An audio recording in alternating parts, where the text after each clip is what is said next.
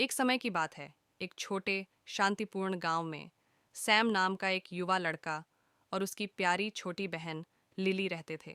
Sam अपनी दयालुता और जिम्मेदारी के लिए जाना जाता था।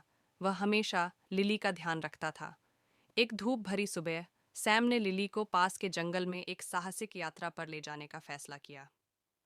उन्होंने सैंडविच, फल और अपनी पसंदीदा कुकीज के साथ एक पिकनिक टोकरी पैक की।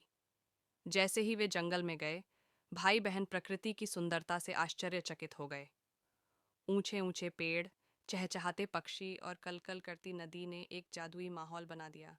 जैसे ही वे पिकनिक के लिए बैठे, सैम ने टूटे हुए पंख वाले एक घायल पक्षी को देखा। उसने धीरे से उसे उठाया और लिली को दिखाया। लिली की आंखें चिंता से भर गईं और उसने कहा, हमें इसकी मदद करनी चाहिए सैम।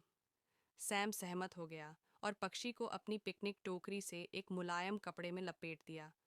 उन्होंने लिली को समझाया कि वे पक्षी को घर ले जाएंगे और बेहतर होने तक उसकी देखभाल करेंगे। उन्होंने पक्षी का नाम होप रखा, क्योंकि वे इसके ठीक होने में विश्वास करते थे।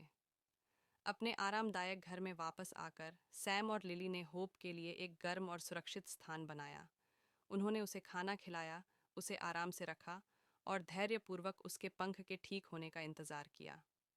दिन ब दिन उन्होंने देखा कि होप मजबूत और स्वस्थ होती जा रही थी। इस दौरान सैम और लिली ने धैर्य, करुणा और दूसरों की देखभाल के महत्व के बारे में मूल्यवान सबक सीखे। आखिरकार होप का पंख ठीक हो गया और उसे आज़ाद करने का समय आ गया। सैम और लिली ने होप को वापस जंगल में छोड़ दिया, जहां उन्हें वह मिली। लिली ने मुस्कुराते हुए अलविदा कहा और जब वे घर वापस चले गए तो उसने कहा, मुझे खुशी है कि हम होप सैम की मदद कर सके। सैम ने अपनी छोटी बहन की ओर देखा और उत्तर दिया, तुम्हें पता है लिली, कभी कभी दयालुता के सबसे छोटे कार्य किसी के जीवन में, या इस मामले में एक छोटे पक्षी के जीवन में, सबसे बड़ा अंतर ला सकते हैं।